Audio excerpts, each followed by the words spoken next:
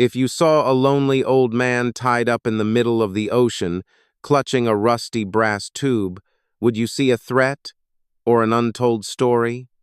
On a foggy morning off Cape Cod, 84-year-old Walter Hensley found himself surrounded by the Coast Guard. He offered no resistance. He simply held that brass tube as if it were the last breath of those who had fallen. And when a young officer noticed the tattoo on his arm, a symbol long scrubbed from every military record, the chase instantly escalated into an all-hands-on-deck call for backup. What could be inside that tube to make an entire fleet lower its flags? All right, my dear audience, prepare for a story that will leave you speechless. Take a second to hit like, subscribe, and drop a comment below telling me where you're watching from and what time it is for you. It's always thrilling to see viewers joining us from around the world. Walter Hensley lived in a hidden corner of Massachusetts, where jagged rocks greet the dawn fog and sea breezes seem never to have heard of spring. His house perched precariously on silvery gray sands, nestled behind ancient pines and weathered planks bleached by salt spray. No one in the region knew much about him, only that he was a quiet carpenter, an aged yet sturdy figure who appeared at sunrise with grease-stained hands and eyes forever fixed on the horizon.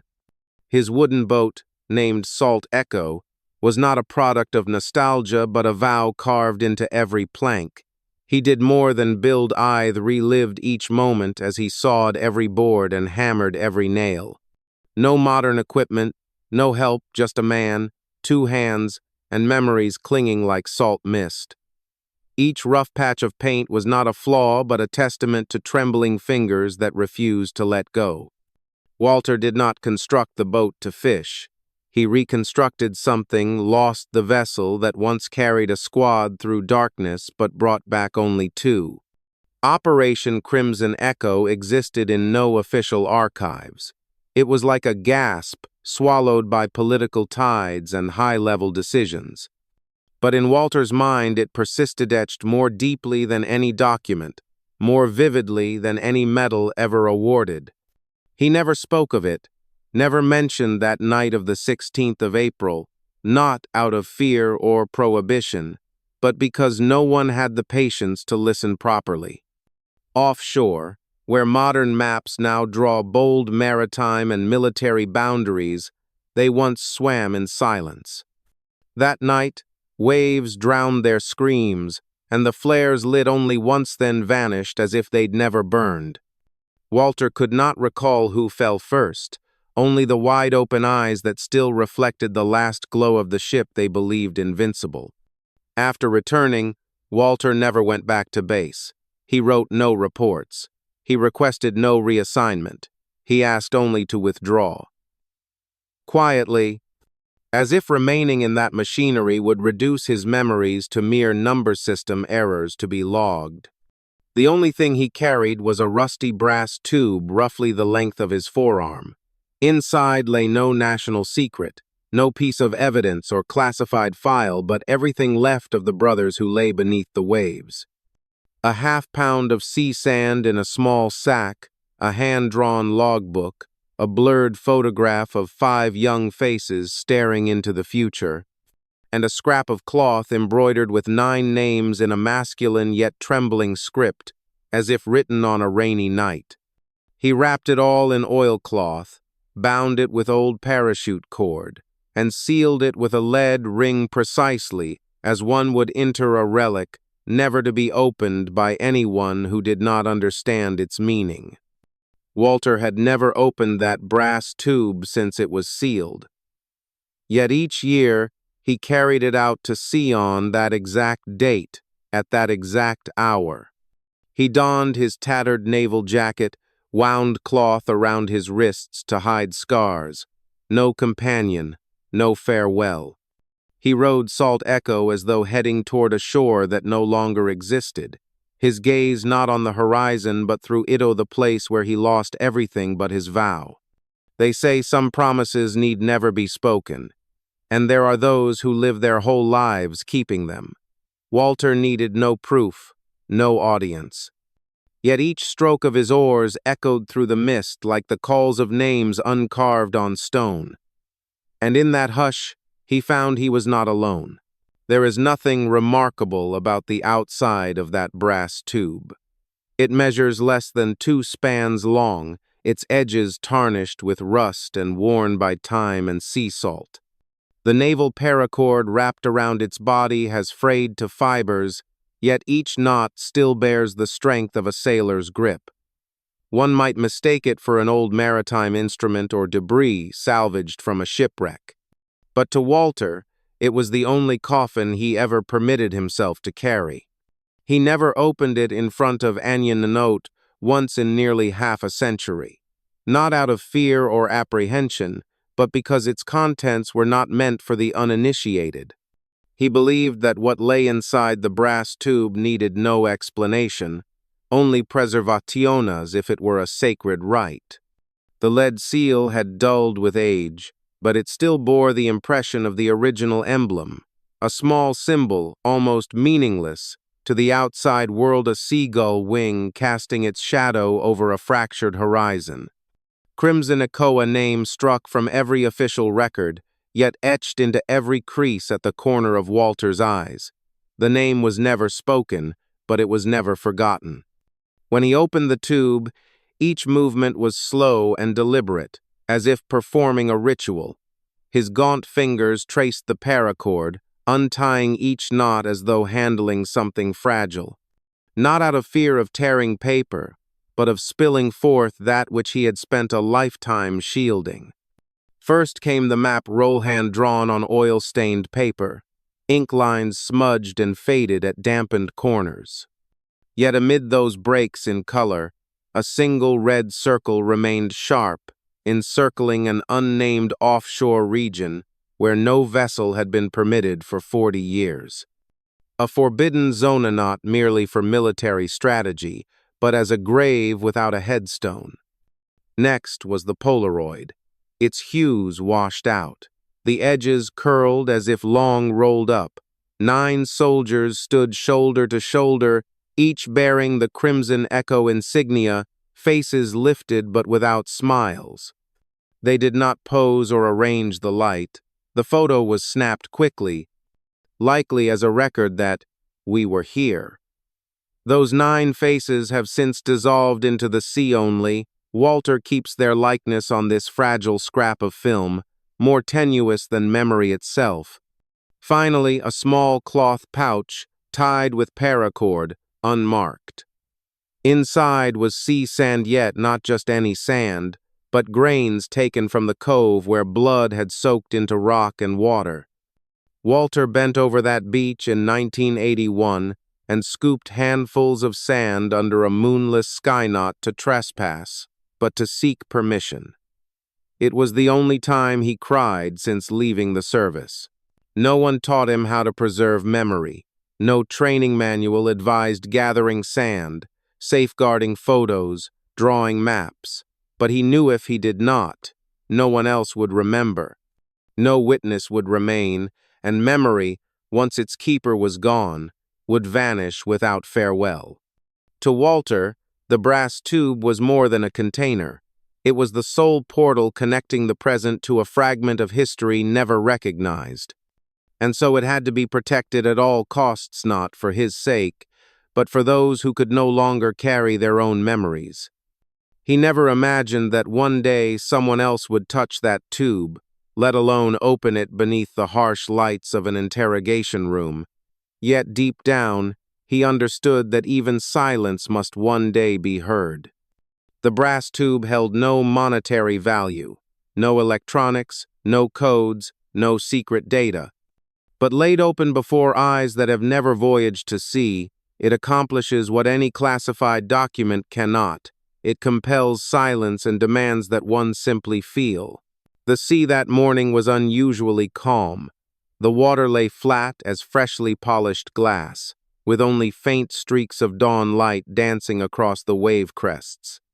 Walter's wooden boat drifted toward the restricted zone he had memorized, not by GPS, not by modern charts, but by decades of silent measurement etched into his mind. To him, That place wasn't a military boundary. It was the line between living and remembering, a sacred spot he returned to, not in defiance, but to keep his promise. But the world no longer accepted reasons unrecorded. When the little boat entered monitored waters, the Coast Guard's radar alarm immediately blared. In their control system, the vessel's name matched no valid registration, no beacon, no identification code, no explanation. A small patrol unit was dispatched sailors in a jet boat trained to handle civilian incursions. They approached from behind, the engine's whine piercing the mist like a blade. Walter did not turn. He simply maintained his grip on the oar, rowing with a slow rhythm, as if listening to a melody no longer played. He knew they would come. He also knew they would not understand. A loudspeaker ordered him to stop. He completed no struggle, no words. 2 officers leapt aboard, leveled their weapons according to procedure, and bound his wrists with black plastic ties. He silently raised his hand-she's gaze, fixed not on them but on the boat's hull, where the brass tube lay wrapped in oilcloth. They carried him onto the patrol boat, leaving his old vessel drifting like a soulless shadow. As the officers began their report aboard, a young sailor, Darius Mason, was assigned to check Walter's identity. He was not yet 30, his eyes still bright with youthful confidence. But when he knelt to loosen the ties around Walter's wrist to check his pulse, his gaze froze.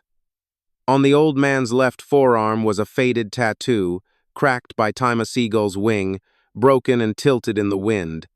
Darius felt his heart skip. The image was unfamiliar, yet not random. He recalled seeing it not in person, but in an old photograph archived during his internship at the Naval Records Office. A draft report marked "Confidential, Crimson Echo." Something inside him stirred wordless, a powerful impulse. Verify it. He exited the wheelhouse, opened a secure channel, snapped a photo of the tattoo with his encrypted phone, and sent it to command.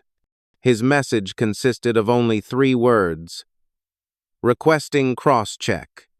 Outside, Walter remained seated, wrists bound before him, his posture neither fighting nor surrendering but as if balancing something fragile. A few crew glanced at him, half wary, half puzzled. This man was no ordinary trespasser. He held no anger, offered no protest, only a silence as dense as the morning mist enveloping the deck. 12 minutes later, a response arrived from headquarters. 3 directives relayed via authentication code: hold position, do not transfer subject, reinforcements en route, echo red. A code most young sailors had never heard, but veterans read it in stunned silence. No one explained. No one questioned. Darius looked back at Walter and no longer saw an elderly intruder. He saw a veteran clutching something greater than a rusty tube. A man who'd been part of history but never acknowledged. When Darius approached, he didn't speak. He simply sat beside Walter, his eyes drifting down to that tattoo as if to confirm what he saw was real. Walter turned to him, no smile, no words. But in that brief moment, there was an unspoken understanding, an invisible handoff between one generation's memory and another's questioning. Soon after, the shadow of the relief flotilla appeared offshore. Larger ships, heavier hulls, glided toward them, no sirens, no rushes if they too were listening attentively to the echoes drifting back from the past. Dear viewers, take a moment to relax or pour yourself a drink, then stay tuned for the rest of this astonishing story. Comment 1 if you're with us, so we know you're still here. The interrogation room lay deep within the ship's hull, designed to sever all emotion from reality. Cold fluorescent lights cast a soulless white glow over steel walls. No windows, no sound of waves. Only four walls reflecting the gazes of those who had never known Warand, one man who carried war in his heart. Walter sat there, his hands still bound before his abdomen, his posture straight yet unchallenging. He was not afraid, but neither was he at ease. On his time-worn face flickered an emotion hard to numb, a mixture of weariness and quiet resolve. Before him on the metal table lay the brass tube, placed like an anonymous exhibit. A junior officer entered, dossier in hand, his voice steady as he asked name, reason for trespass, and objects carried. Walter did not answer. He neither refused nor cooperated. He simply stared intently at the tube, as if awaiting permission from the souls within. No one in the room understood his silence. They assumed resistance, but it was reverence. After a moment, the door opened again. No knock, no warning. A man stepped in, reserved, tall, exuding discipline without need for display. On his left lapel gleamed the crimson echo insignia embroidered in silver thread, small yet shining like an undeniable memory. The room seemed to freeze. The young officer rose to salute, but the newcomer raised a hand to halt him. No ceremony, not a word spoken. The senior officer approached Walter, looked straight into his eyes, then nodded his head slightly, gesture simple in form yet laden with recognition. He bent down and untied Walter's bindings. Each plastic tie fell like dust, yet rang through the air like chains breaking free from memory. Walter remained still, only meeting the senior officer's gaze and nodded. A silent understanding without words. Freed, Walter slowly opened the brass tube. Each movement was careful, as if performing a ritual. He unwound the paracord, peeled back the lead seal with his fingernail, and withdrew each item in turn: the map, the Polaroid, the pouch of sand. No one spoke, no one jeered. The junior officers stood in hushed awe, as if witnessing something beyond their duty. One of them finally whispered, "It's just these things?" But then they comprehended. The senior officer's eyes lingered on each artifact, his expression softening. He gently touched the photograph, then turned away, maintaining silence as if honoring the fallen. They required no names. They only needed to be remembered. Outside, the sea remained calm. Then over the internal calm came a faint voice. "Norfolk fleet vessels are in position. No sirens, no fanfare." 3 massive modern warships emerged, quietly forming an honor guard. They did not come to arrest. They did not come to interrogate. They simply approached, silently, encircling the small wooden boat to which Walter had been brought. From above, the formation looked less like a tactical maneuver than a ceremonious circle of invisible arms embracing a forgotten fragment of history. No orders given, no pronouncements made. Yet in that moment, the little wooden vessel, stripped bare by suspicion, became the center of reverence. Walter rose, his legs momentarily unsteady, yet his gaze remained as sharp as the waves. He carried neither map nor photo. He simply walked to the small porthole and peered out at the waters where his old comrades had fought. Then, as if whispering to himself, he closed his eyes. For the first time in 47 years, memory was no longer kept in silence. It was witnessed, acknowledged, no apologies needed, no honors restored. Just a single nod from those who had once been part of the vow he had lived his life to uphold. The news was quiet, no reporters on the scene, no sensational headlines. Yet somehow, the photograph of an old man, wrists bound, sitting beside an antique brass tube in the cold steel hold spread through veteran circles like wildfire. The faint emblem on his arm, the silent warships encircling the little boat, and the heavy hush of the interrogation room, These alone were enough to choke an entire generation of uniformed soldiers. Walter never appeared on television. He posted nothing. He spoke no word. But those who had survived forgotten campaigns, those who knew what it meant to sacrifice without a name, saw themselves in that image. A silent wave began to spread, from small online groups and nursing homes to veteran clubs where men greeted one another simply as brother. No apologies were demanded. No lines about compensation or investigations appeared. They asked only one thing: rebuild his dismantled wooden boat Salt Echo and place it where men like Walter no longer had to explain why they had kept silence so long. A small team formed, no assignments given. One by one they gathered at the old Gloucester harbor where the boat had once moored before its final voyage. Silver-haired men, scarred hands, carrying their carpentry tools, worn leather bags, lengths of mahogany planks, and unspoken memories. No trumpets, no drums. They worked in silence. They reassembled the salvageable boards from the hull. Every scorch mark, every grain crack they preserved, not erased, as if safeguarding a fracture line in memory. They meticulously recarved each faded letter of the name, even hunting down the original varnish Walter used. They spoke no grand words. They were simply restoring the backbone of a brotherhood and of themselves. Claire Walter's only daughter stood at first in the distance. She had never understood why her father lived so reclusively, why her mother left, why no one visited on Thanksgiving.